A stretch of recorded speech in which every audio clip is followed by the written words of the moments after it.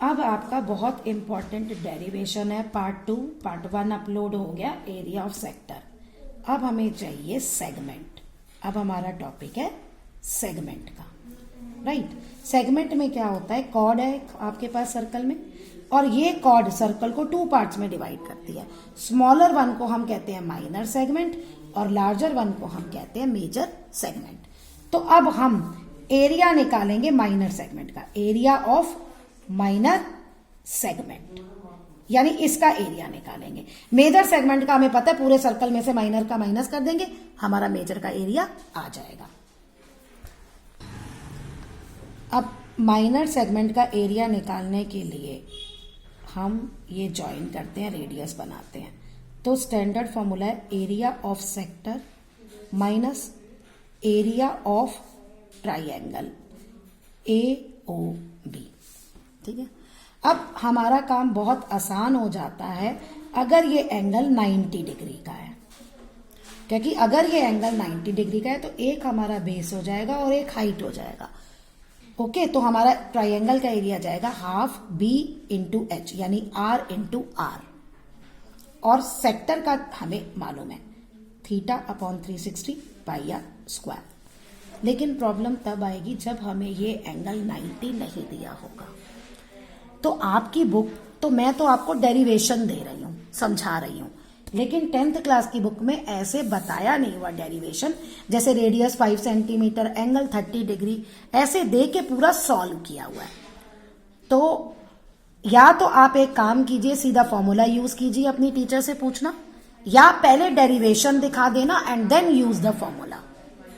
तो जैसे आपको सूट करे वैसे कर लेना। अब हम ये फॉर्मूला डिराइव करेंगे, क्योंकि एंगल हमें 90 नहीं गिवन, और अगर 90 भी गिवन हो तो ये फॉर्मूला उस पर भी चलेगा।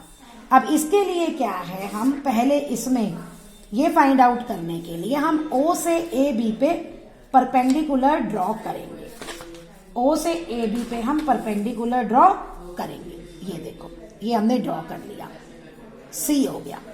अब ये डेरिवेशन दे रही हूं, वैल्यू मैं यहां पुट करूंगी, draw OC perpendicular to AB।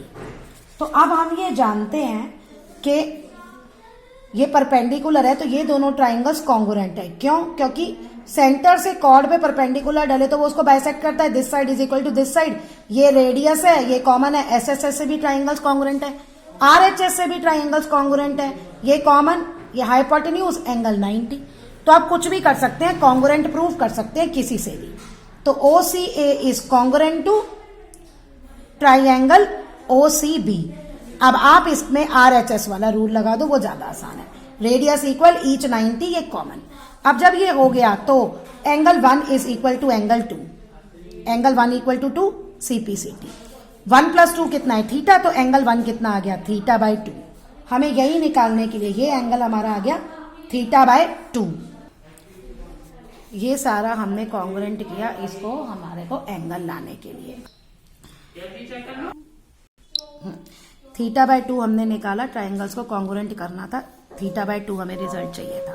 अब मैं सिर्फ इसमें एक छोटा सा पार्ट ड्रॉ कर रही हूं ताकि क्लियर हो जाए।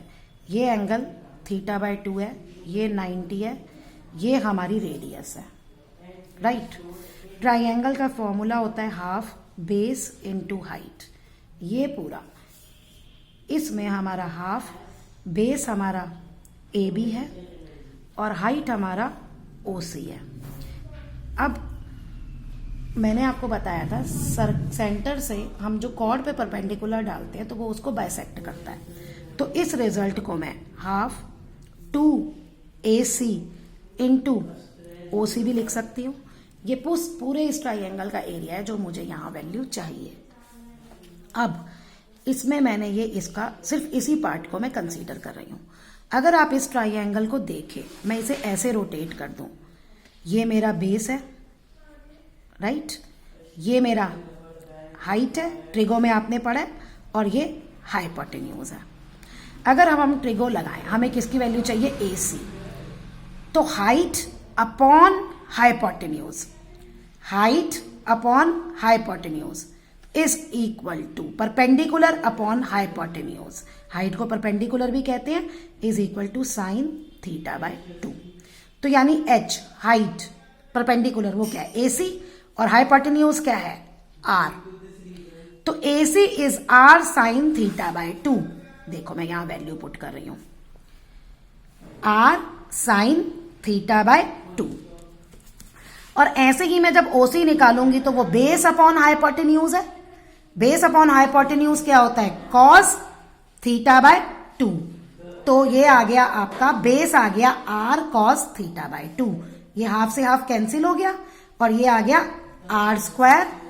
फॉर्मूला क्या बन गया, R square sine theta by 2 cos theta by 2।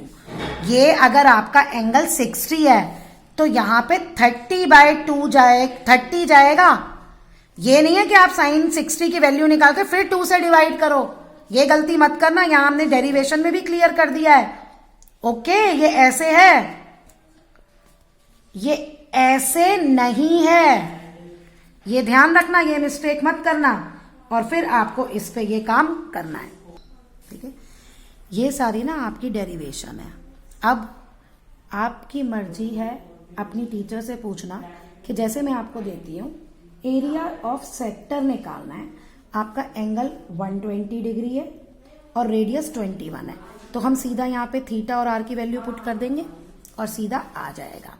लेकिन टीचर कह सकती है नहीं, जैसे एनसीईआरटी में है पूरी डेरिवेशन करनी है, तो आप एक काम करो, ये वाले फॉर्मूले की पूरी डेरिवेशन कर लो। ये फर्स्ट पार्ट है, ट्राइंगल्स को कॉन्ग्रुएंट प्रूव करके रिजल्ट लेना।